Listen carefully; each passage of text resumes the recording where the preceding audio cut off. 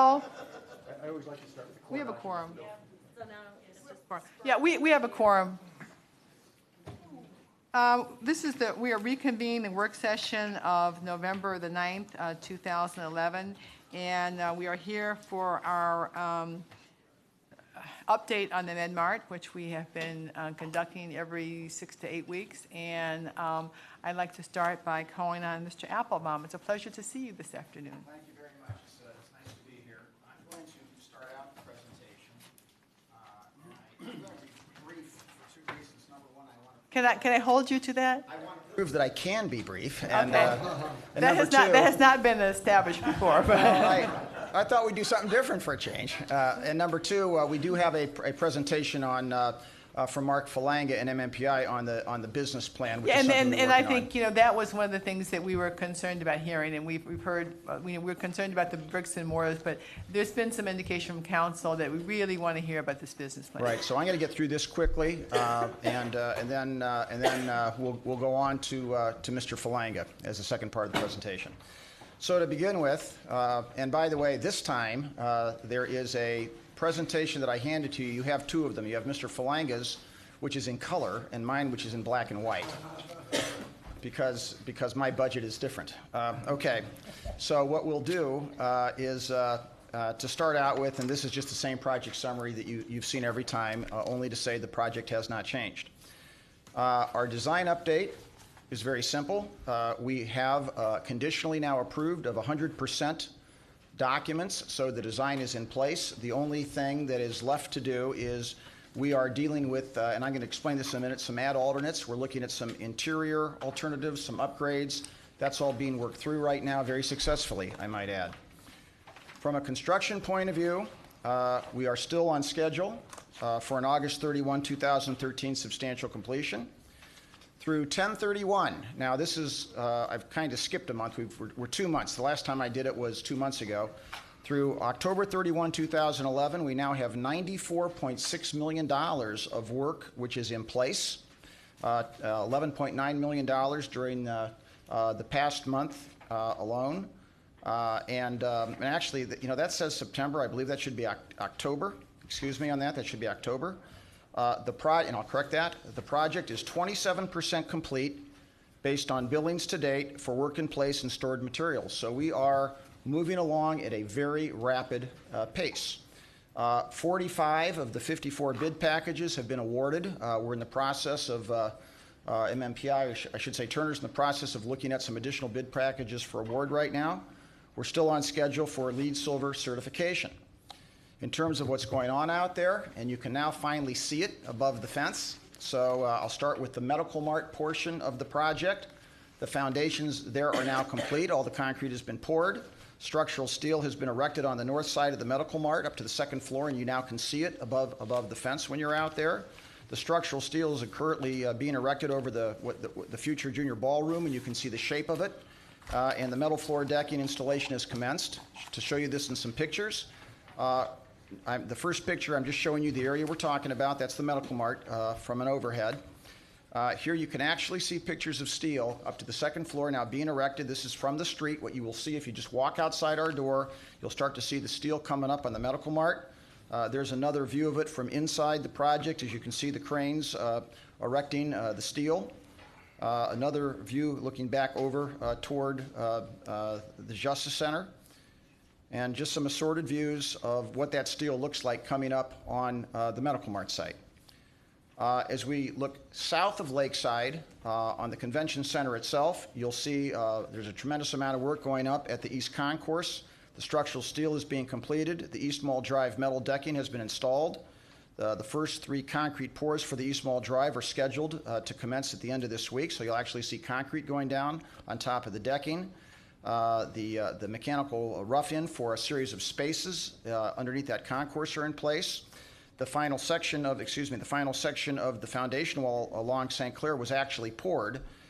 So if you look at this picture right here above me, if you look at the very south end, that wall that goes across the back is actually now complete. That is a complete wall now. This is a few days old, this picture.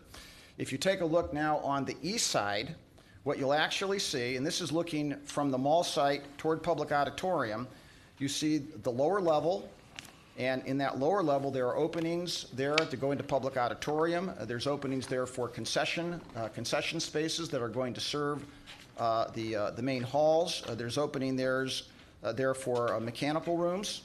And then you see the decking on top of that. And to look at it from the top down, what you see here is this is actually the decking on top where the concrete will be poured. And that's actually where that roadway is going to go near Public Auditorium. And as you look further south, you can actually see where it ramps up a little bit. That's where it ramps up toward the roof of the convention center. North of Lakeside, the ballroom and pre-function. On that picture you just went through, where's actually the one before that? The connection from the hotel next block over, is that still in the scheme some point Well, along the way? there's nothing on this picture that yet has a connect. If there's going to be a connection for a hotel, it will ultimately, if that ever happens, it will ultimately come into our project on what's called the third entrance, which is further north of all of this. It's really up on the northern end. These connections are just connections that go from the exhibit halls exit into Public Auditorium. There's no concept, because those are not places where you'd have general entrances into the facility. Those are a different type of entrance. If you go to the north of Lakeside, the ballroom and pre-function trusses are now complete. The metal decking is nearly complete on top. So if you look at this view, and you can actually see where this is the opening going north from the ballroom looking toward the lake. You can see all that decking, which is now on top of those trusses we looked at before. This is actually a view, and you can see over here, these are the trusses of the ballroom. This is the pre-function area, and this is the metal decking on top where there'll eventually be a rooftop poured. This is actually underneath. This is underneath. You're now in the pre-function area looking toward the ballroom area. Now, you can't see how vast this is or how high this is, but this is the huge ballroom area over here. And it's really worthwhile to actually, we're going to have to do another tour. When you go and see it, you'll be shocked at how expansive this space actually is. So that's our little, in my brief way, that's my construction tour. And now I'm going to go to my risk management list. We have these issues that are on our major risk management list. We've talked about 3 of them. There's a new one. It's not so much a risk management issue, but it's a change in the project I'll tell you about. Number 1, the famous St. Clair Avenue crack. Temporary repairs. An agreement has been reached with the city as to the scope, and it's actually the case that the temporary repair, the repaving work, was actually scheduled to begin today, scarifying of the road. There's some weather out there, so I'm not actually sure if they're working up there on this. The equipment was moved into place, but the idea was that, weather permitting, we're going to resurface St. Clair and actually have that road in a position where it will be complete by the end of this week. Up to the city as to when it reopens, but all that work is going to be completed really starting this week, and weather permitting, it could be completed this week. The final repairs, as we talked about, sometime in 2013, before we open the project. The important point from our perspective is the cost and expense associated with this is not the county's cost or expense. This is something that Turner will deal with its insurance company. This will never be a cost or a problem that we see. So we can actually take it off of this list, because this problem is beyond us and it hasn't impacted on us. Second issue, I mentioned to you before, this issue of some methane gas collection, where we had to put a gas collection system in. The investigation of that collection system design is underway. As soon as the design is completed, it will be implemented. Not a big deal. The point being, once again, this cost is going to be covered by the developer's contingency. This is not going to be an impact on the county. This is the developer's contingency, not the county, that deals with this issue. So this issue will be coming off our list. The driveway between West 3rd Street and the loading dock. I told you at the last meeting about the issue that the drive that goes from West 3rd behind the Huntington garage that ultimately will lead into the loading dock. An issue has been discovered where that deck is deteriorated and will have to be replaced. The deck replacement is scheduled to commence this week, probably Friday of this week. The probable cost is $1.6 million. I will tell you that initially MMPI wanted the county to participate or to fund this. MMPI is now funding this issue out of its own contingency. They have withdrawn their request that we fund it, subject to a reservation of rights. But I will also tell you, respectfully to our colleagues at MMPI, that it is our position that this is an MMPI responsibility, not a county responsibility. And while we'll have some further conversations, I will tell you that we have reviewed the issue, and MMPI may disagree here, but I will tell you that I have a strong position here that this is not our responsibility.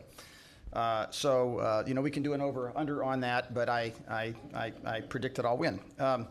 The last issue that I want to talk about is tree species. This is an issue which is a new issue. When we originally looked at the project, it was always anticipated that the promenade on malls B and C would use American elm trees. In late July, and by the way, it was always believed and understood that American elm trees were resistant to Dutch elm disease. It was never thought that an American elm was subject to Dutch elm disease. Well, unfortunately, in late July, for the first time, apparently there has been some discovery of crossover of what is Dutch elm disease to American elms, which is, by the way, a tragic thing, but it appears it may be the case. And in fact, an American elm was positively identified with Dutch elm disease. As a result of that, we have received recommendations from the landscape architect to select what is called a London plane tree as a substitute for the American elm. I actually found a picture of a similar installation with London plane trees. That's what we're looking at. They are the same height, very similar canopy, used in urban locations, so it's a difference. I believe this has been vetted with the city. They're fine with it. We just heard it on the record. The city's fine with it, so we can move on with this issue, to the extent you're the city, the Planning Commission anyway. But that's the issue that we have. There's going to be some other issues that relate to this, but this is pretty much an issue that we're going to be able to resolve. Let's go on to contracting and staffing. I've shown you the timeline before. You now can see we're at that point where we are out of the ground. We're erecting steel. That's really what we're focused on right now, pretty much done with foundations, erecting steel. Here's our manpower loading chart. And as I've shown you before on the bottom, I showed you the bell-shaped curve. Since March, you can see the average man-month, the average number of people working, laboring on the site. Last time I reported on this, it was 234. We've now popped up to 322. So we are now averaging 322 people on the site. I told you that in the summer of 2012, we predict it's going to peak at about 580, plus whoever's there for tenant fit out.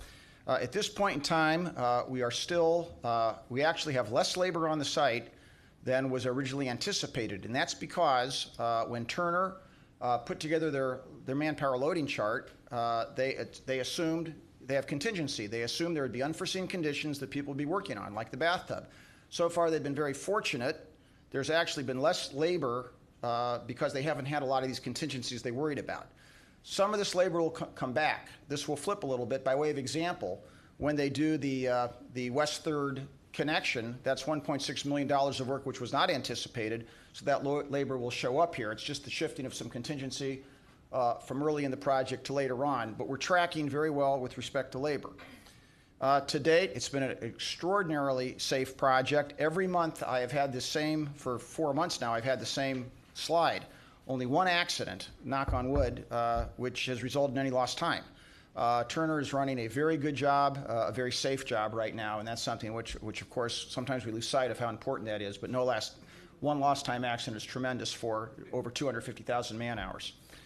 Economic inclusion is stable. This is exactly the same percentages that we had the last time I reported. With respect to our SBE goal of 25%, we remain at 32%, with 42 subcontractors who have been hired by their respective primes for the first time. Our county residency remains stable at 47% of the workforce. Our city residency remains stable at 22% of the workforce. This is good news because these numbers have been the same for about 3 months now, which means that we're not seeing any kind of a drop, and we're maintaining that same ratio, which is good for the project. This, by the way, is simply the manpower chart, and what you can see there, 251,000 total man hours. This is through the end of September. You can see that 50,000 man hours are minority man hours. 11. Do you mean person hours? Pardon? Do you mean person hours? I do. Thank you. Actually, I mean person hours is what I mean. Workforce hours. I'm going to remember that. Workforce hours. And you can see that on the first column. You can see the female hours, and then you can see City of Cleveland at 54,000 and Cuyahoga County at 118,000 person hours. I'll practice. Project budget. This is a very exciting story. Now, this first graph is hard to read. I'm going to go back to November of last year. November of last year, this was the budget that we agreed to in 2010 by which we would do this project. And what you see on this budget is you go down and you basically see Turner's guaranteed maximum price halfway down at around $350 million. You then see all the developers' costs, and then you see the additional costs that the county has getting to that budget that you've heard about so many times, $465 million. Let me first of all point out to you that in the Turner guaranteed maximum price, there is a contingency. The county insisted on having a provision in Turner's contingency that said that if we got to certain thresholds and they had not expended contingency, that there would actually be a reduction and we'd have the opportunity to harvest some of their contingency to bring it back into the project to buy new things, unlike a typical job where the construction manager holds on to all of their contingency to the end of the day, and then you see what happens with it. Well, successfully, we have worked with MMPI and negotiated. Well, actually, it was set forth in the terms of the contract. We have now had $2 million of the Turner contingency released back to the project. So we've harvested some of that unused contingency, and that money is being used to fund designated ad alternates. I told you early on when we met how we designed to a certain level. We said if we have the money, there'll be certain things that we'll buy, and we listed them. We bid them out to make sure we had the prices for them. One of the ways that we can buy those items is to actually, through this return of contingency, because we've gotten through certain risk points in the project and have the contractual right to get some of that money back. So $2 million has come back.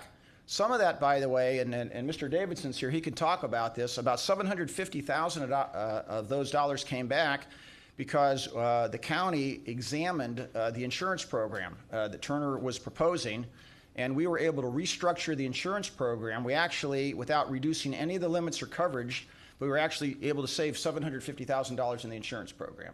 So that's $750,000 of that $2 million that came back. What does that buy? Well, among other things, it's buying a mezzanine level that we wanted to put in to the project for offices if we could afford it, a series of interior upgrades that we'll show you in a future presentation, and a snow melt system on Lakeside Avenue because in the winter we've been told that it's a nice thing to have a snow melt system on Lakeside Avenue in front of our entrance.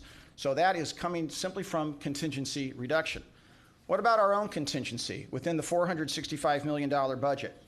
When we set up the project, we have a series of county contingencies. Within the $465 million, there's a $3.48 million county contingency. To date, we have not expended one dime of county contingency. That's within the budget. Through the management of the project, setting it properly, we so far, and now this is not guaranteed this will continue, we've spent no money out of this contingency. We know of one expenditure that eventually we think will come out of this contingency, which is that $200,000 commitment on the mall commission plan. This would be the source of that. But other than that, no other expenditure out of the contingency. And we had a burn rate. We anticipated that we might have certain things so far, and we haven't. So knock on wood, that's going well. The overall project budget, there's budget above the 465. So now I go back to the November 11, that says 2011. That should be 2010. That's my second mistake in this, and I'll have to correct that. November 2010, this was the original project budget. So what happened here is we found all the aggregate sources of money for the project. And at that point in time, the three sources of financing created $501 million. And that's basically from the cash on hand, the proceeds from the sales tax generated, that the bed tax generated, and also the deal we cut with Positively Cleveland. Now, in November of 2010, that was 501,372. From November to the closing, this number fluctuated a little bit. It fluctuated because what actually happened in the last month is interest rates went up, so revenue from bonds went down. But on the other hand, we were able to get more tax-exempt bonds because we were able to go out and kind of gather up all the tax-exempt bonds, the ARRA, funding, the stimulus money that no one else got. So it went back and forth a little bit. We've had good tax collections this year, and at the end of the day, the number that we have right now happens to be right at that same 501 number. So we're exactly where we thought we would be right now. So that's 501. That's the sources for the project. So we take the sources for the project, and the first thing we did in the overall project budget, we said, we're not sure, we can't guarantee that we're going to continue to get good tax collections. So there's a $15 million, it says here, it's called the County Stabilization Reserve. What that is, it's a funding reserve. It's a hedge against what happens if sales tax collections go down. $15 million reserve. Take that out of the 501, that leaves us with 486. The 486 is used to take care of a $465 million budget. That means that we actually have an additional county contingency that was built into the project of $21 million.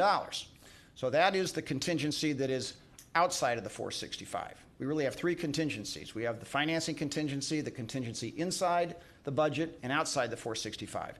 And the point here is we have expended no contingency dollars. We have not spent any of the dollars inside the 465. We have not spent any dollars outside of the 465. Right now we are experiencing a positive collections on sales tax, so there's every reason, you can't predict this, but right now it looks good that this will hold, and we may even have more contingency build up. So my point right now is, and you never know what happens tomorrow, but we're now through a very risky portion of the project. We have not touched our contingency at all. So that's the very good news that I wanted to report, and we've actually harvested some of Turner's contingency to buy new elements of the project. With that, that's pretty brief. What I'm going to do, unless there's any questions, I'm going to now turn it over to MMPI for their presentation. I believe Mr. Gallagher has a question. Mr. Miller. Since we last met, for clarity, you want to touch on the Forlani situation? Okay, I would be delighted to do that. And I want to make very clear everything that occurred, and I appreciate the opportunity to talk about this. I've talked about this with County Executive Fitzgerald and others at some length. The situation is this. First of all, what are our rights?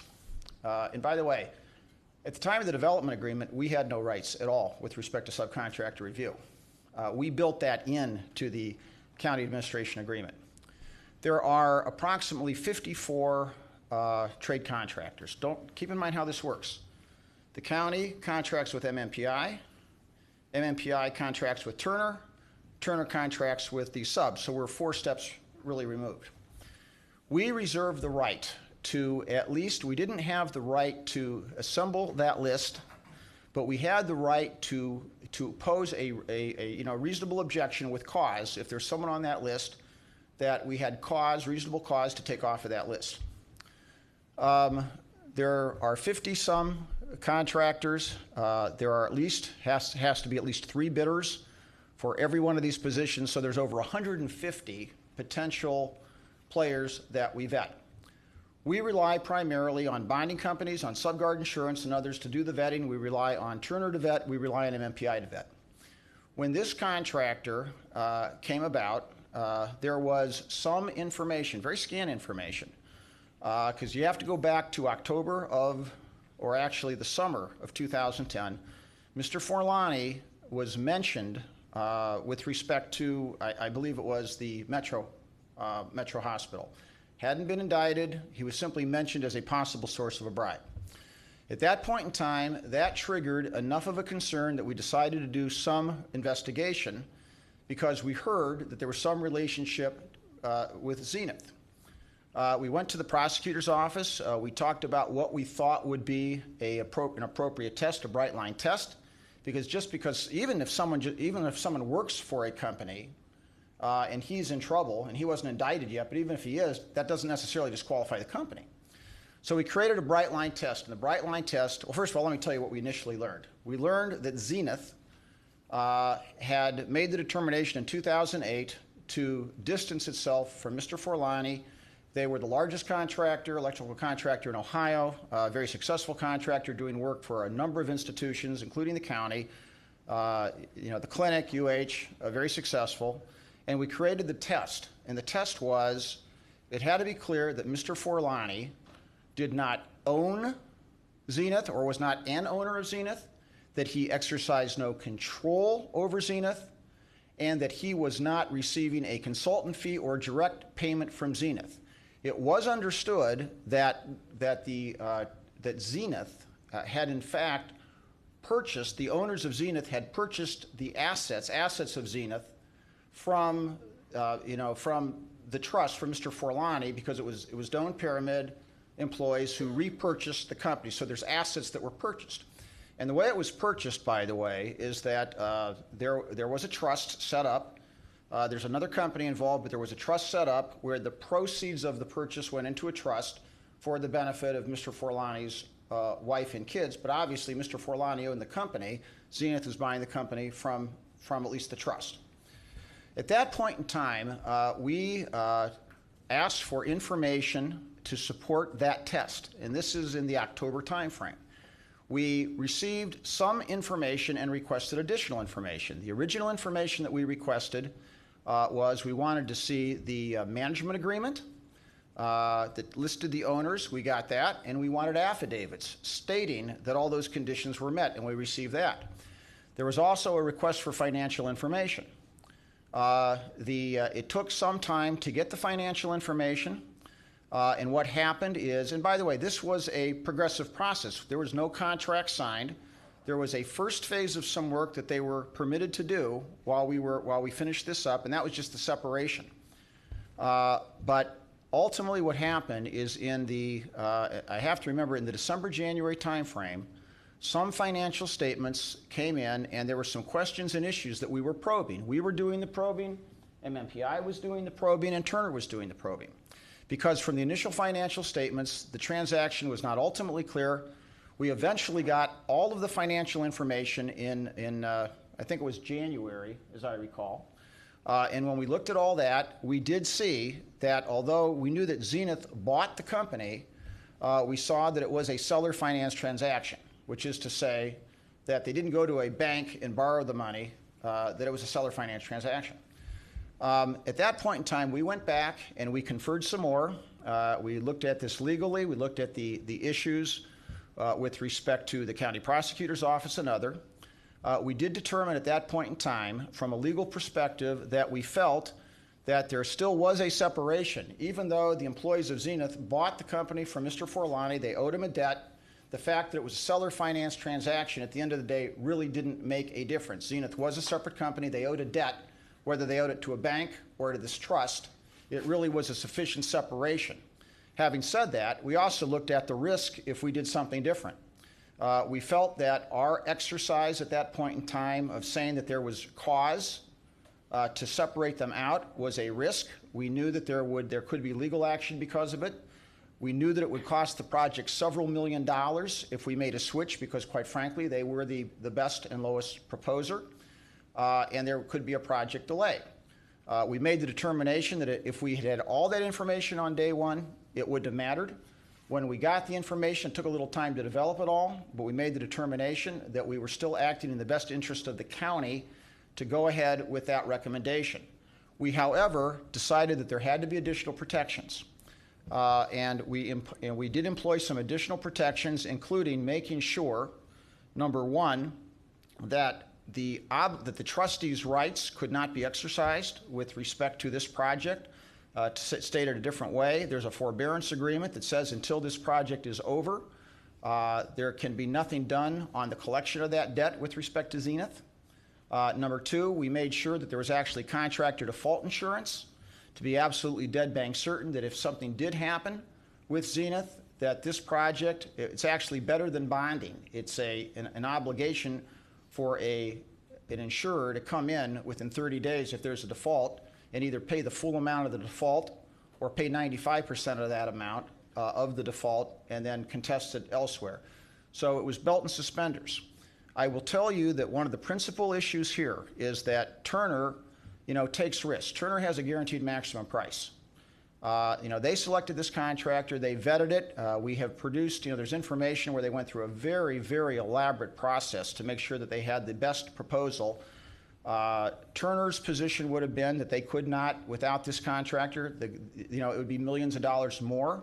They're taking the risk. This was their choice. We determined we did not have reasonable cause, and I've gone through this issue again, even with 20/20 hindsight. Now, of course, since that time, a year later, a lot more information comes out that we didn't know back then. Keep in mind that he wasn't indicted, he was listed. But I will tell you that with 20/20 hindsight and with all the information I have right now, I would not make a different decision. To the extent it was and this was not my decision alone. This is with the prosecutor's office. In February, we talked to our Inspector General. And obviously, there's the legal department of MMPI and Turner involved with all this. A lot of time and effort went into this, but we would not make a different decision.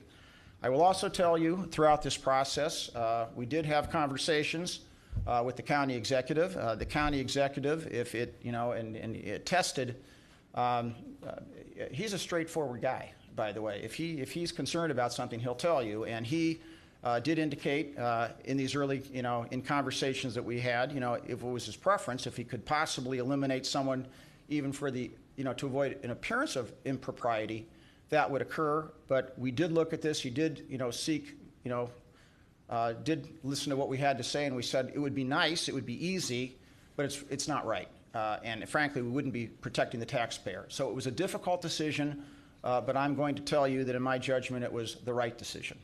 And I would invite MMPI or Turner, everyone faced this decision. And we spent a lot of time and effort thinking through this. And that's as much, that's the story. Council President Connolly? Yes. If I just want to add one thing, and that is just following up on something that Jeff said, is that my direction to our management team and the approach that I've taken, not just on this contract, but any contract we have or any employee we have.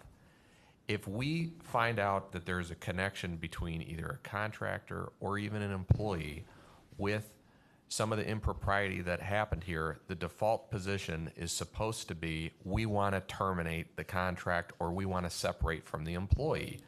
But then we go through our process to see what are the rights of the contractor, what's the legal position of the contractor or the vendor, and what's the legal position of the employee. And if we have the latitude to do it, then we generally will do it. Unless we find that, by do it, I mean separate the county from that association, just to make sure that nobody can even say there's a hint of any connection between what we're doing and what was done previously. But we go through an evaluation before we make that decision. So let me analogize just quickly with what we do with an employee. If there's an employee that has, that I've gotten information has some kind of connection with some of what went on here that was inappropriate in terms of people getting their positions, I'll say, well, my default position is then to terminate that person. But if I don't have the evidence of it, if they're civil service and I can't prove that or justify it or do it for a termination for cause, then I may be stuck with that employee. I may not be happy about it, but I may be stuck with that employee if I can't demonstrate the grounds for it. Because the price for my trying to be, rhetorically or, pure in some sense on it would be that the county would end up being sued successfully for a wrongful termination. So if I can't back up the termination, I'm not going to do it. It's the same thing with any of these contracts. When I first learned that that basically this was a self-financed deal in terms of the sale of the assets in the business operation of Doan to Zenith, our default position was, well, let's see if we can separate it. But if the legal advice is, and I can tell you it was in this case, as Mr. Applebaum just said, that basically the price to try to have that sense of purity on that issue, which would be a good debating point or something like that, to say, well, we don't want anything to do with anyone that has any financial or business relationship to a contractor that was involved in something inappropriate. The price for that would be three things: a delay in the project, a guaranteed lawsuit, which would have a fair chance of success against the county, and even if those two things didn't, even if we didn't lose the lawsuit, we would then have to go to another bidder who was a failing bid, and then that would cost the project millions of dollars. So in exchange, really the price of saying, well, we want to make sure that we're, pure on this issue and we don't want to avoid any appearance, would literally be millions of dollars, with the possibility that they would be reinstated as the contractor anyway. And even after getting that advice, I still went back to Jeff and I said, I want you to look at this, look at it again, and review it and see if we have any limitations. And if we had made the decision to try to pull the plug, we would have had, I think, an absolute certainty of costing the county millions of dollars. The other thing that I just think is important to note is that in none of the allegations that have been made against this particular contractor, and we have talked to federal law enforcement about this as well, it is not at issue the quality of the work. It's whether or not they did things to influence people on different parts. But the actual quality of performance of the work is not an issue, and the quality and performance of their work, Zenith's work so far in the project, has not been an issue. So again, we have alternatives that we have to choose, and we have to decide what best protects the taxpayer.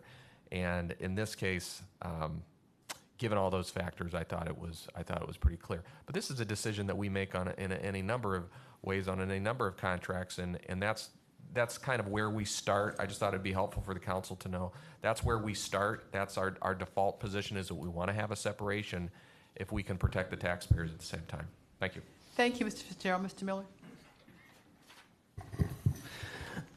Madam Chair, to Mr. Applebaum, hopefully this is a shorter answer, but my question is that if things were to continue to go well and we get to August 31, 2013, the project's completed, and a good portion of that $3 million contingency that's within the 465 is still there, and the sales tax keeps coming in as expected, and that $15 million stabilization reserve is still there, or a good part of it, and the $21 million is still there because the project came in on budget. To what extent could any or all of these monies go back to the county's general fund when the project is completed? To the councilman, let me answer the question this way. All of the funds which are above the 465, there's no restriction. The funds within the 465, I have to check back and make sure there's no restriction, but I don't believe there's even a restriction there. So it could. Now, I would caution you, however, that the project risk does not end on substantial completion. There would continue to be risks associated with this project that we could discuss, so you'd have to think about it, but that would be a wonderful conversation if we get through this entire project and have that unspent money. But I think that from a legal point of view, I know that the money above the 465 can all absolutely come back in. I believe that even the $3 million could come back in, but I'd want to check back on that before answering that definitively. I can't remember if there was a funding restriction on that, which is to say, it's still the county's money, but I don't remember if that has to be expended on a project-related way. I'd have to go back and check that. I just don't recall right now. Thank you very much. All right, any other questions? Thank you, Mr. Applebaum. That's like a record for you, I think. Okay, I'll try to beat it next time. All right, next we'd like to hear from Mr. Maurer.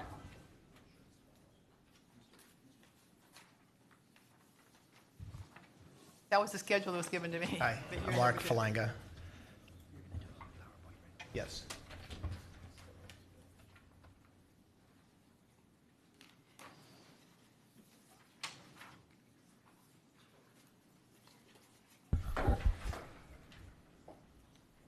So what I'd like to talk a little bit about this evening, is really provide for you a nice overview of our business plan, the strategy in which we're pursuing to bring life to the facility, and give you a status and update on where we stand with this plan.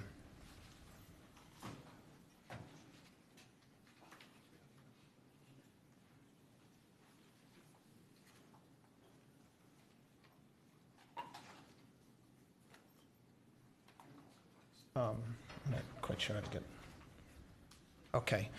So the first thing I'd like to say is that the business plan at the inception is the same business plan that we're pursuing today. This project was really hatched when Dr. Toby Cosgrove brought us into town in May of 2005, and he had the idea for us to get involved in building a medical mart here. And our contribution to that idea was to marry it with a convention hall and seminar rooms, and if we did so, we could create a more vital facility, one that would attract many more people into the community and make a more meaningful medical mart by driving traffic, customers to that facility through the trade show traffic. The plan has tactically changed to adjust to conditions that we faced as we moved through the process, but strategically our plan today is exactly the same as the plan was when we initiated this project, and the plan that we sold it to the county as we went through the development and other agreements, and that's the plan that we will continue pursuing throughout the life of this project. The Medical Mart and Convention Center has three basic components. The Medical Mart is a facility which houses permanent showrooms. These are showrooms that are open on a day-to-day basis. The manufacturers have long-term leases, and those manufacturers generally are interested in those showrooms to create a branded environment in which to show their products. And they, in turn, will participate in every trade show or every relevant trade show that comes through the facility. The trade show hall is the second leg of this three-legged stool. That is to support the trade show activities, for trade show producers to come into the facility with their shows. These shows are generally short-term in nature, 2 or 3 days or maybe a week in length, usually involving a day or 2 or 3 of setup, and then on the back end, a day or 2 of takedown. And a third component of the facility are the meeting rooms. We have about 100,000 square feet of space dedicated to meeting rooms, and the meeting rooms are really to accommodate the seminars, the keynote sessions that are part and parcel to the trade shows. And without those meeting rooms, it's virtually impossible to attract the trade shows to the facility.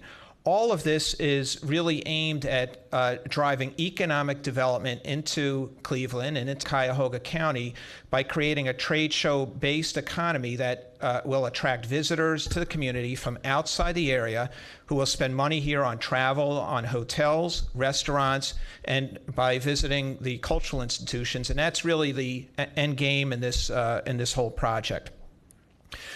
In bringing life to the facility, we've often described this as a crab walk.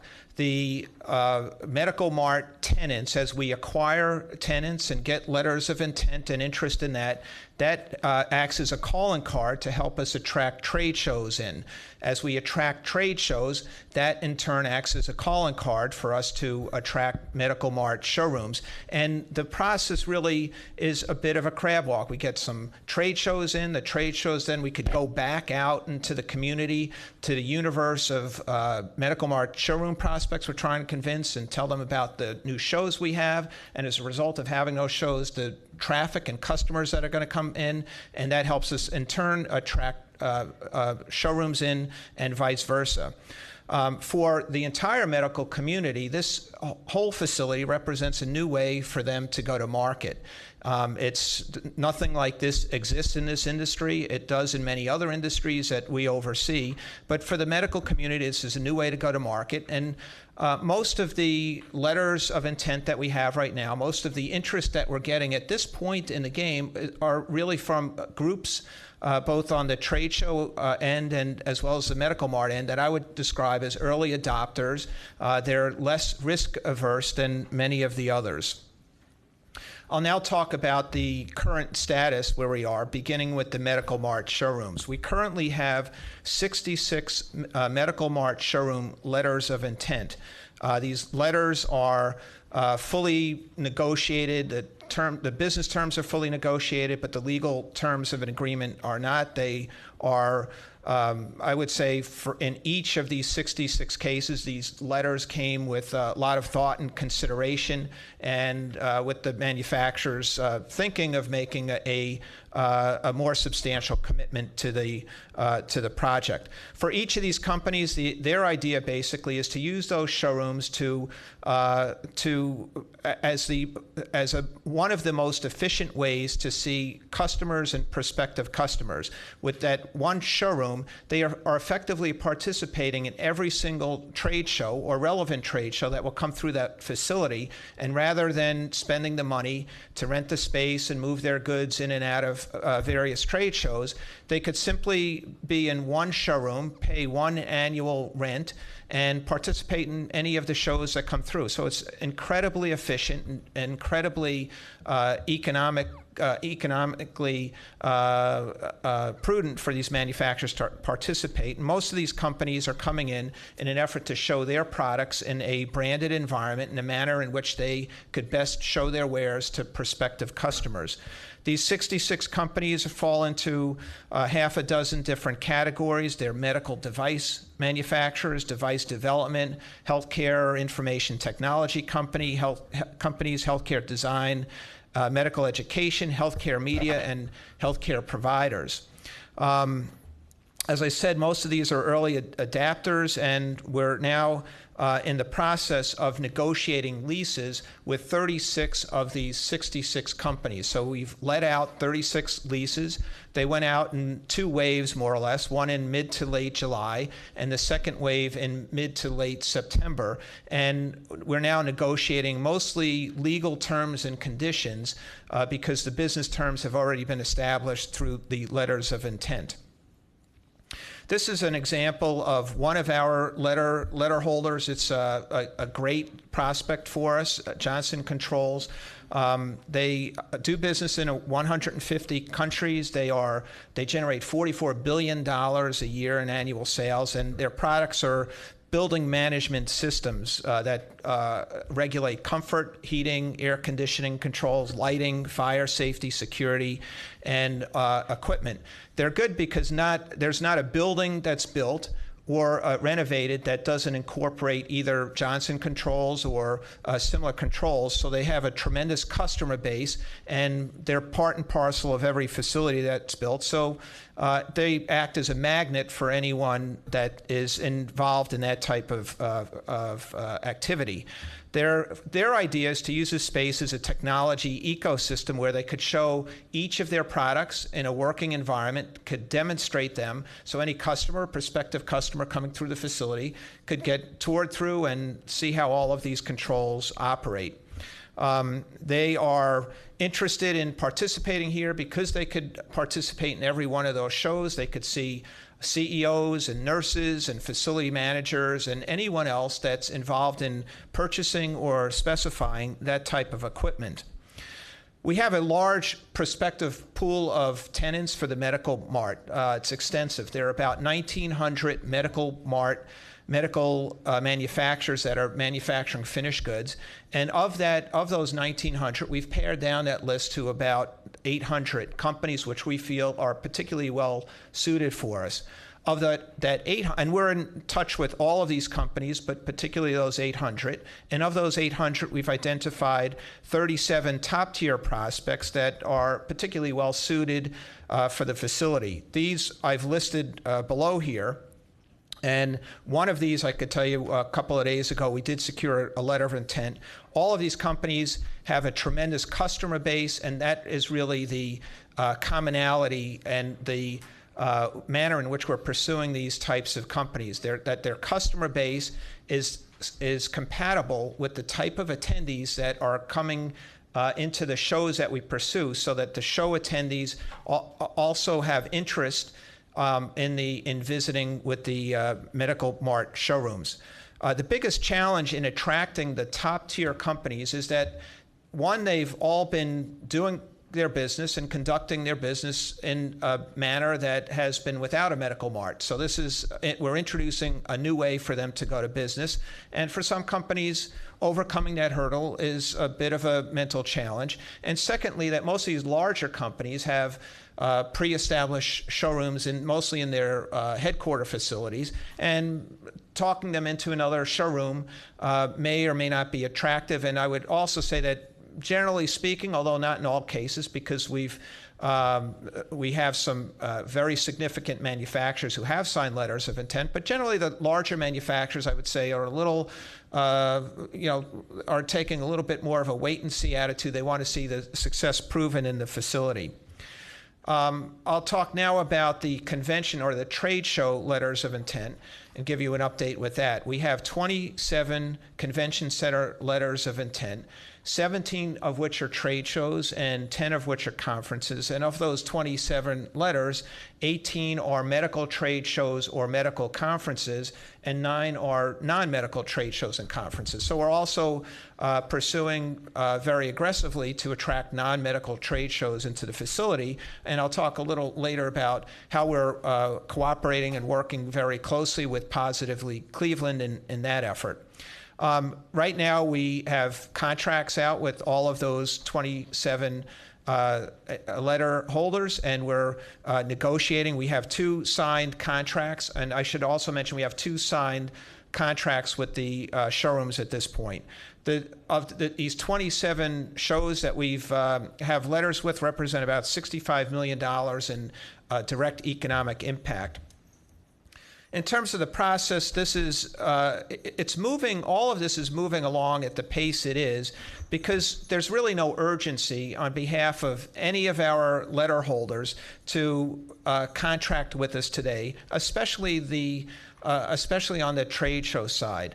Everyone knows that the facility is opening in the fall of 2013, and the show managers in particular are very risk averse, because most of these shows are run by associations. The association has a nominated president and a board, and they want to make prudent decisions in behalf of their associations. Generally, the trade show is the largest revenue producer and income producer for that association, and they don't want to put that at risk by moving it to a facility which may or may not materialize. And at this point in the game, that's what every one of those trade show operators think. There's a lot of things that could go wrong, and their alternative is to come to a facility that is a hole in the ground with some steel now rising out of it, or go to a facility where there's no risk at all, and there's no risk of that trade show not occurring where it's supposed to occur and when it's supposed to occur. And if it doesn't occur in a location, it's a tremendous expense and tremendous risk to relocate it elsewhere. So it's against that backdrop that we're selling, and against that backdrop that we've already secured 27 letters of intent on the show side and 66 letters of intent on the Medical Mart side, and that's, I think, a testament to how strong of a concept that we have given all of this. These associations also typically book their events 3 to 4 years in advance, and they typically will hold those contracts until they mitigate all the risks. So we're, despite all of that, we have 2 signed contracts now, and we're pursuing the others. This is an example, a case study of one of the convention center LOI holders, and this is Advanced Materials in Healthcare. This is an ideal show for us because they are booking now for 2 shows, one in 2013 and 2015, so every other year. We hope that they will come in. So this is the idea, that we build a base of business through shows that will either come in every year or every other year on a regular cycle, and to that business, then we could add annual events. This particular event hosts 200 exhibitors, 6,000 attendees, and has an economic impact of $7 million. They use a lot of meeting rooms. They run at least a dozen or more educational sessions, many of which are concurrent, so forcing the attendees to select one or the other. And they were particularly interested in coming into Cleveland, not only because they were intrigued by the concept here, but because their manufacturers, their exhibitors, make raw materials or polymers that go into healthcare devices, and there are about 1,200 biomedical companies in the Ohio region. So many of their exhibitors' customers are in this region, and that creates a great attendee base to start out with. Then they would reach in and pursue their national attendees to come in on top of that. The last case study I'll speak about is a prospect. This is a prospect that'll give you a sense of the arc of a sales process, the timing, and the approach that we're taking. This is Case Management Society of America. They're a prospect for June of 2014, and they provide professional development for case managers. They occupy 125,000 square feet, 5,700 room nights, and they have an economic development or economic impact of $4 million. We met them at one of the shows that we were exhibiting at, ASAE, in August of 2010. And then it took an entire year of dialogue with them, explaining the concept, and they requested a proposal for us, which we submitted to them in 1 year later, in August 2011. Then after that, we landed on their short list, and they came in for a visit in November of 2011, just a couple of weeks ago. And we rolled out the red carpet for them. So there's a list of people they met with when they were in town. So we gave them a site tour. We gave them our pitch, but we also introduced them to many of the community's government leadership, including County Executive Fitzgerald and Mayor Jackson, and then all of the CEOs of all of the medical institutions that are in the community here. And I would say that has a tremendous impact and differentiates us from any other venue that this group will be looking at. And they know that if there are any problems or issues that are germane to their show or related to the community here, that there's a whole host of people that they could call if they have problems or issues that crop up in their situation. Our prospect pool for the shows is significant as well. There are 500 medical trade shows that are held annually in the United States, and of those 500, 250 are really on our prospect list. We've culled out the others mostly because they won't fit in our facility. Either they're too small or they're too small or too large, and too small they're not significant enough, or too large and they just simply wouldn't fit in. And of those 250, there's about 20 or so that are indicated here that are our top prospects. The number on the left indicates the number of attendee, and the number on the right, the square footage that they occupy. In addition to that, as I mentioned earlier, we're pursuing non-medical events and trade shows. There's a massive prospect pool of those, it's about 15,000, and we have culled that down to 3,000, again, mostly based on their space requirements. And to that group, we're doing a lot of marketing and trying to recruit those in. For this group, we work very closely with Positively Cleveland. And the way we've divided our work responsibilities is that our MMPI's responsibilities are primarily focused on the medical shows, and Positively Cleveland's primary responsibility is on the non-medical shows and events. That said, we work very cooperatively, and every cell is a team effort, and Positively Cleveland is involved with us every step along the way. With them, we have weekly sales calls, and we share leads, and together we've already secured 4 non-medical events, which is a great testament to the efficacy of our involvement. We have a couple of advisory groups in addition to the recently established county committee, which will be meeting with to provide input and feedback with and what we're doing. We have a medical education advisory group that's composed of a lot of the community's medical leadership here that's advising us on a lot of the educational aspects of what we're doing. And then we are assembling a group manufacturer or a device manufacturer advisory group. Beju Shah and Dr. Thomas Graham are assembling that group for us, and we'll be meeting with them at the J.P. Morgan Healthcare Conference in San Francisco in January, where they all attend, so we will get much better attendance if we go to them at that conference. The education component, which has been a point of confusion that really is our doing over the last few weeks here, but the education amenities are critical to the facility. In our program, we have 35 meeting rooms, totaling about 95,000 square feet. 2 of those rooms are ballroom facilities that could house keynote speakers and events. And these meeting rooms and conference rooms are critical to attracting the trade show. All the trade shows have conferencing. It represents another revenue stream for the trade show producer to run these seminars, and especially for the healthcare shows, many of the attendees need to maintain their licensure and get their continuing education credits through seminars that are hosted at these conventions. Our medical education advisory group had what we think sounds like a terrific recommendation, which is to create a live simulation lab, and allocate some of the space to that. If we did that, we've identified initially at least 15 shows, which we think we'd have a great reach in attracting here that could make use of such a facility, and we suspect that many others would like such a facility. This would allow us to be very unique. There's no other trade show facility that we're aware of that has such a facility, and it would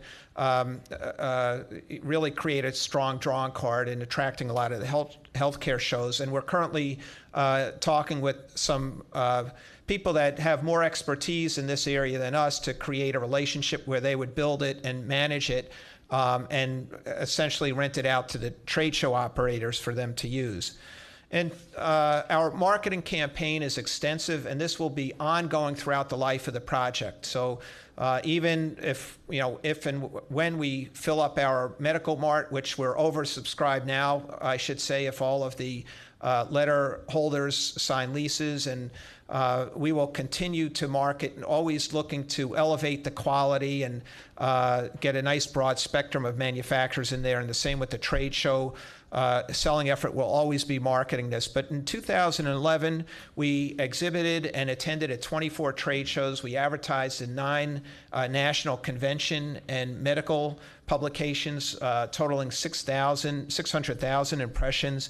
We've sent an email blast out to 7,000 prospects that we acquired through the medical device and diagnostic industry publication. We send out monthly chatty emails to our prospects. We've produced 17 videos that highlight the community and the opportunities here that we send out to that database is 7,000. We create quarterly newsletters, e-newsletters that we send out. We maintain a website which attracts 4,000 visits per month. We launched a social media campaign, and we are active in local and national organizations. We have a public relations effort that's really mostly aimed at getting in front of our trade show prospects and our medical mart prospects. To date, in 2011, we have created media that has created 107 million impressions through 116 different media outlets. 29 of those are national outlets, 61 are trade outlets, and 26 local outlets, and we've had 383 stories placed on the medical mart. There's a lot of interest in it.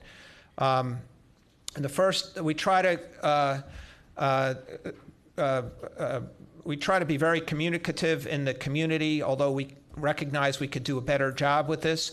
But to date, we've given 50 presentations in Northeast Ohio. We've sponsored a half a dozen different events in an effort to maintain visibility amongst the community. And our staff hold leadership positions in about a dozen different community-based organizations here in an effort to maintain visibility within the community.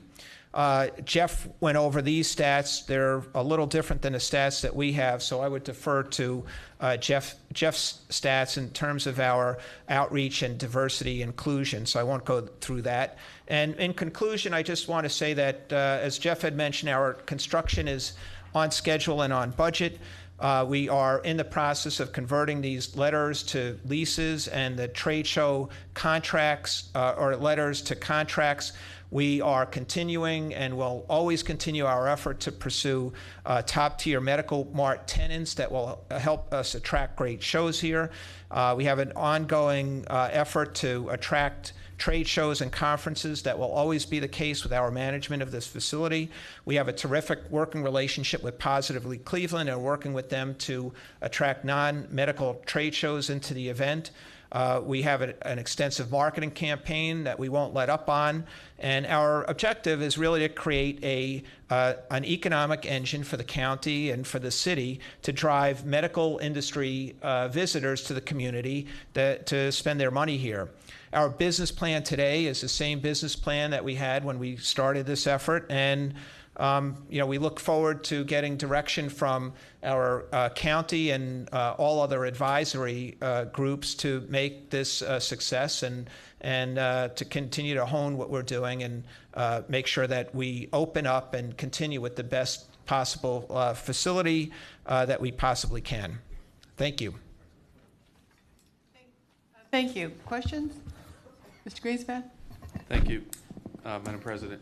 Can you just give us kind of an overview on the environment? We know that New York's Medical Mart is dead. We know that Nashville is delayed.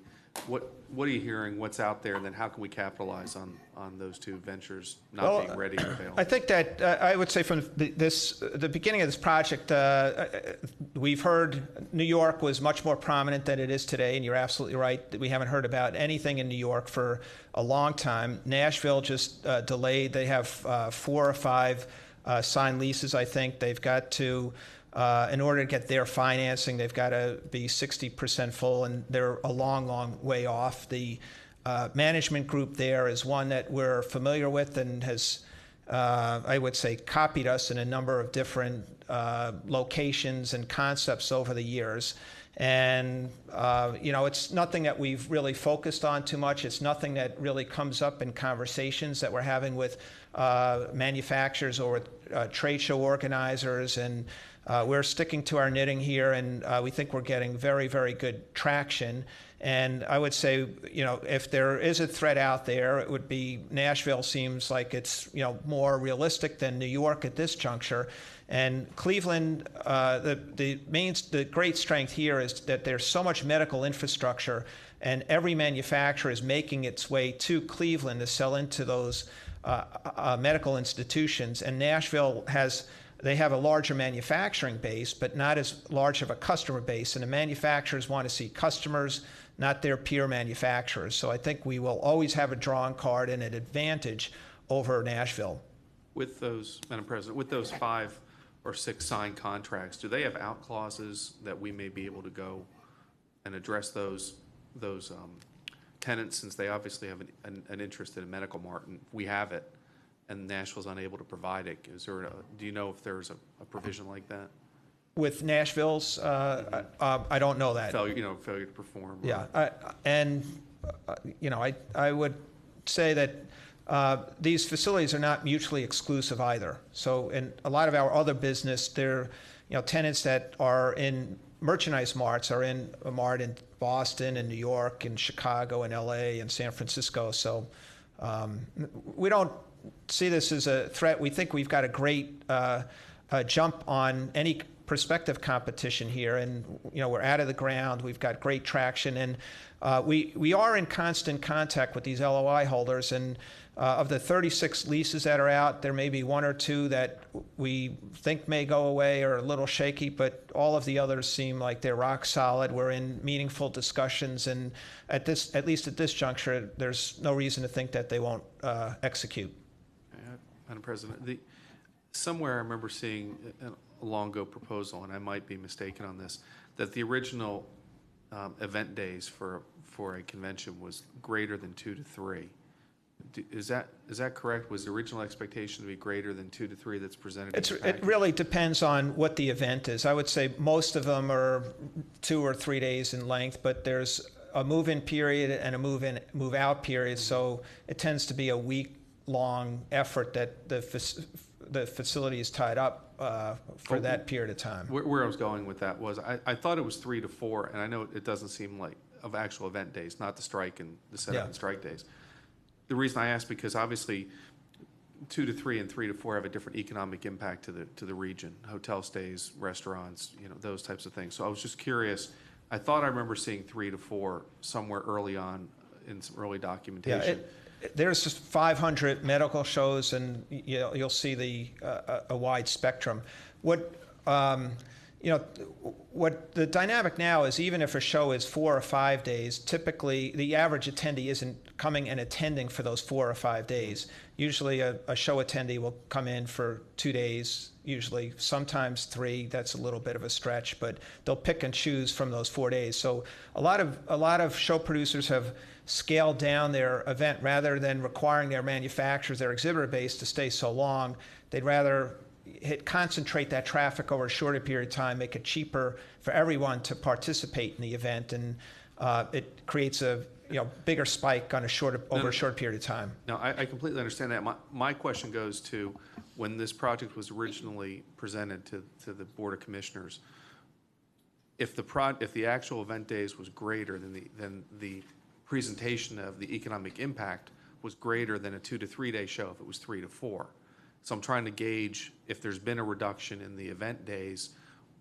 What is the economic development or economic impact to the region? How has it been impacted? Yeah, I don't believe there's been any change in that. I think each show producer determines how long their event is. So if you took those 500 events, my guess is that for 95% of them, whatever amount of show days they had 4 or 5 years ago, they probably still have today. Some of them may have tightened it up a little bit, but by and large, it's probably as it was before. Okay, and then my last question. You made a statement that some trade shows may be too small. Obviously, I understand the too large. What's too small? I think if there's a little conference that may attract 20 or 30 people, and if doing something like that would a conference would take over a hall that may be better suited for a larger event, we might trim something like that away. Of those 500 shows, there may be some shows in there that just have no history of moving around. Every year in and year out, they may be in Honolulu, for instance. We feel like we have no shot at them, so we're not going to waste our time and effort calling on a show like that when we could call on shows that have a history of rotating around and are better suited for us. We have flamingos here. Just never put a heated walkway in. All right, well, I have no further questions. Thank you. I do. Thank you, Madam President. Just to follow up on the 500 medical shows and conferences, that some rotate, some seem to be concentrated in certain areas. Is there any generalization or typical place where the majority of the conferences are held in any particular area in the country? A lot of the medical shows are held in New Orleans and some in Orlando, but they really occur all over the place. It's a large spectrum of shows, and we're trying to identify. We're marketing to all of them. Our press goes out to all of them, our direct mail, all of our communications. So we're not really excluding anybody, but for the ones that we're calling on and spending most of our time are the ones that we think you have a better shot at coming here. What we're really selling here is a way for these companies to conduct their business more efficiently than they can anywhere else because of the medical infrastructure here, because of the tie to the medical mart. And those are the types of shows that we want to pursue, rather than the shows that are hosted in a really nice location where the taking a vacation is really the primary objective of those shows, conducting business is secondary. We're really focusing on those shows for whom the idea of conducting business efficiently and effectively is their primary objective, and we think if that is the case, we have a great shot at getting them here. Madam President, yeah, that was my question. What's attracting them other than Disneyland or Disney World and Right. New Orleans? it's not very, it doesn't seem to me, it could be much more efficiently. We have a lot to see here, and they can have their medical institutions here, so I think it makes sense. I'm Yeah. just, At the end of the day, that's what these shows are, most of these shows are all about. The show producer has an obligation to their exhibitors and manufacturers who are paying good money to participate in those shows. And those manufacturers want to walk away with business or with leads. And if they don't, they're not going to come back next year. So it's in the end, the business that those manufacturers are conducting are what is driving the show manager to make a decision of one venue versus the other. And for virtually all of those shows, most of those manufacturers that exhibit in every healthcare show, they're cycling through Cleveland at some point throughout the year. They're visiting the Cleveland Clinic and Metro Health and university hospitals, because there's a big concentration of customers here, more so than in a lot of other cities, and they can't neglect this if they're a legitimate manufacturer and have a national customer base. All right, thank you, Mr. Shrine. Yeah, just a couple comments. I'm excited to see the slide update here that shows that the Cleveland Clinic Innovation Summit is coming, because I happened to be there when Toby Cosgrove made the commitment, saying I will make a commitment and actually show my commitment to this whole project. Yes. So he decided right then and there, and that was a pretty darn exciting moment to see that. And that's one of their premier. It's on slide number 17, but it just his reference that what can I do to help? And he said I can bring my innovation summit here. And if you remember in town, when it was here last year, it just becomes a massive event with bringing the best and brightest in innovation and manufacturing and medical devices and everything in regards to that to Cleveland. So that was pretty exciting. Yeah, we're thrilled with that. Yeah, Yes. I mean, now can we get any other folks to make that same kind of spot commitment out there? The comment, I know that Mr. Greenspan just is not here, but just as a comment of somebody that actually does get involved with placing shows, the desire, if there was an expectation that he had that it was going to go to 4 days, I can tell you as somebody who's trying to place shows, you want it to stay to 3, because you want to try and because you're trying to keep your costs down for all your attendees and the hotel rates and everything else.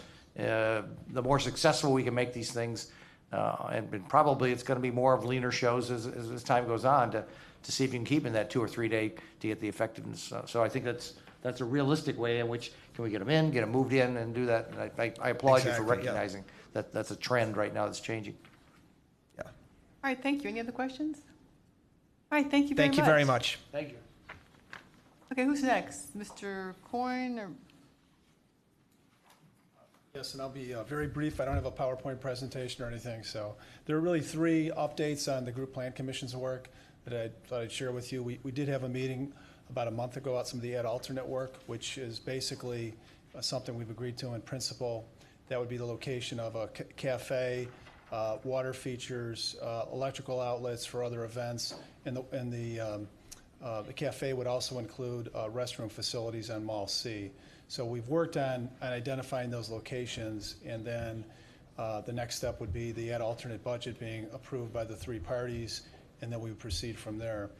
The other thing we've worked with the City of Cleveland on is to apply for a Tiger 3 grant for a pedestrian connection to the lakefront, which is pretty exciting. If we can pull this one off, it would be a 750-foot-long curved bridge from East Promenade, really above the northeast side of the ballroom. It'd be a 40-foot wide bridge that would be climate controlled for part of it and open to the elements for part of it. The EEK architectural firm and Jill Van Auken's firm in Cleveland are the principal designers. That would be a connection that would land between the Rock and Roll Hall of Fame and the Science Center. So ideally, if we could pull this off, we would have a climate-controlled connection from the Convention Center and from the mall to the Rock and Roll Hall of Fame and the Science Center. So it would be something we'd hope to be comprehensive enough so that in the future as well, we would have connected elevators in the middle of the pedestrian bridge that would connect to the Amtrak station, the RTA station, and potentially a location for an identified, not funded, but an identified parking garage. So that's the second thing that we've just applied to the federal government for. There's a matching 80-20 component to that. And we're, cautiously optimistic, but it's premature to say where that stands because it has to be vetted and reviewed by the federal government. The last thing, and you may have seen, there were comments by Mayor Jackson in the paper, but we also have recently met with the Nelson Nygaard consulting firm, which is a very well-regarded firm in transit-oriented development. They're going to give us basically counsel and advice on traffic analysis for Public Square. Public Square, as recommended in the Group Plan Commission, would be transformed so that Ontario would be no longer a through street. It would be eliminated and hopefully sustainably and green practices redeveloped as a great public space. We've looked to Superior Avenue either being a transit-only district or possibly closing it off if we could work a roundabout around the perimeter of the square. These are all very complicated traffic issues because the number of buses that go through the square are extraordinary and the number of vehicles that go through the square are also extraordinary. But this firm is going to study all of the potential options before any kind of a final decision would be made.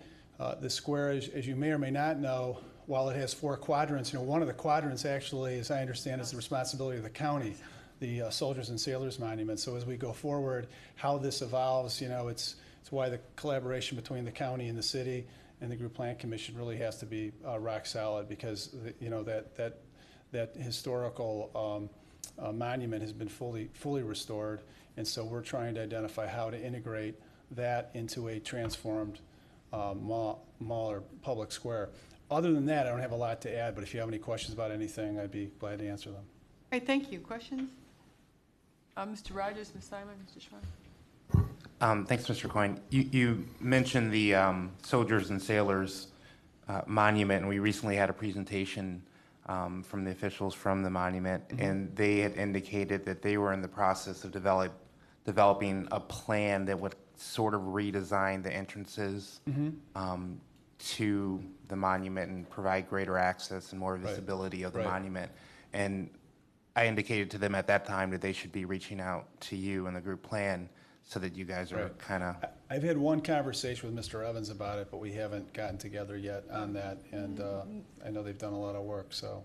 Mr. Evans is no longer the president of the board, so you should talk to Mr. Daly. Is it Daly? I might be, okay. I might be misspeaking, but I know there's been a change of structure, but I haven't dived into that one. I've had a few other things I've been worried about, but that's really important because that has always been a really interesting historical artifact for the town, and it's really the most imposing piece of the square because you can't do a whole lot with that quadrant. We've talked about the other 3 quadrants doing a lot. That quadrant's pretty much fixed because it's not going anywhere.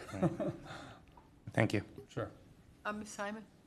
Thank you. Just to follow up on that water feature, I keep hearing, what's envisioned with the water feature? Well, the water feature's location that's been identified would be literally across from the main entranceway to the convention center on Lakeside. The actual dimension of it has not been designed. Is it a waterfall? Is it a, it would not be a pooled water feature. It would probably be a water feature that would have a wet surface to it, and I don't want to say a splash park, but it would have jets that would push water in different directions. There are ways with lighting. You can also make that an interesting feature.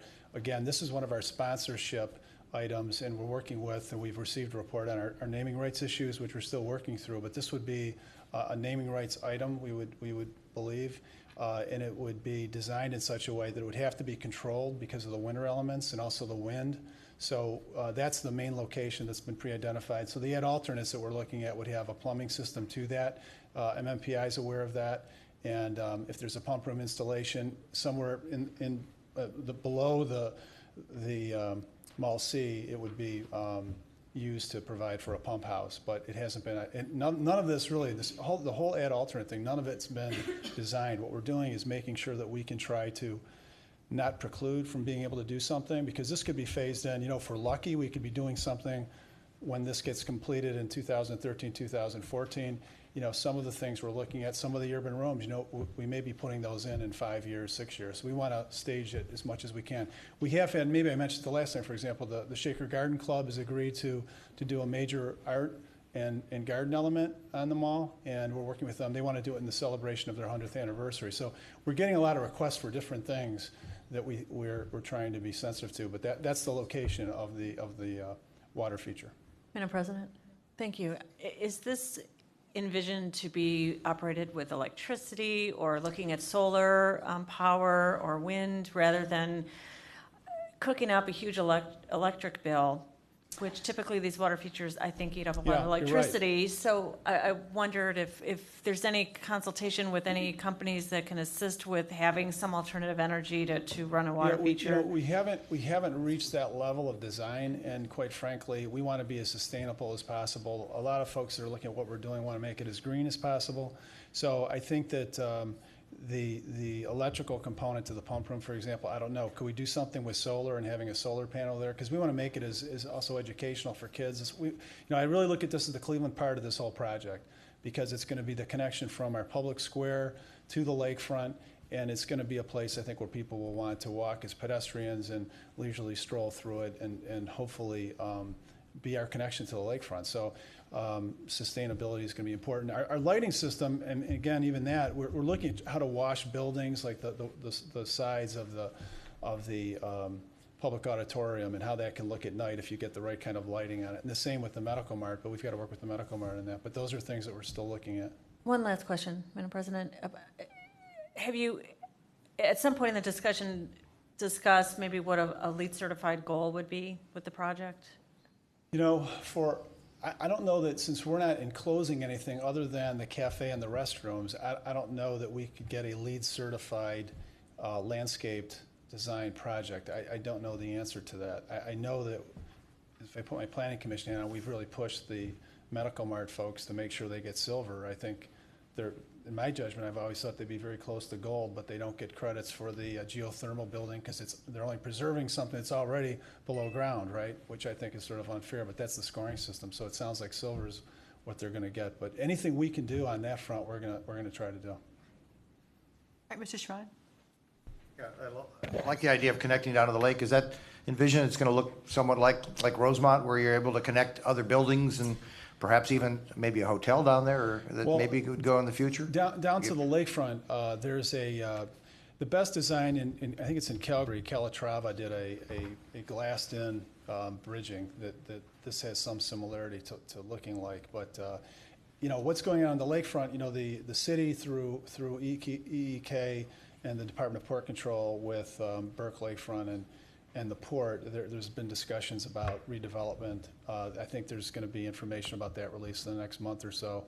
But there's still a real interest to redevelop some of the lands on the lakefront. The city has, in the port, have decommissioned the properties just north of the stadium from being port-based to redevelopment. So that's being looked at and planned, and part of that's going to be based on good planning, part of it's going to be based on economics. But that's something that's being looked at now. Thank you. All right, anything further? All right, anything else from MMPI?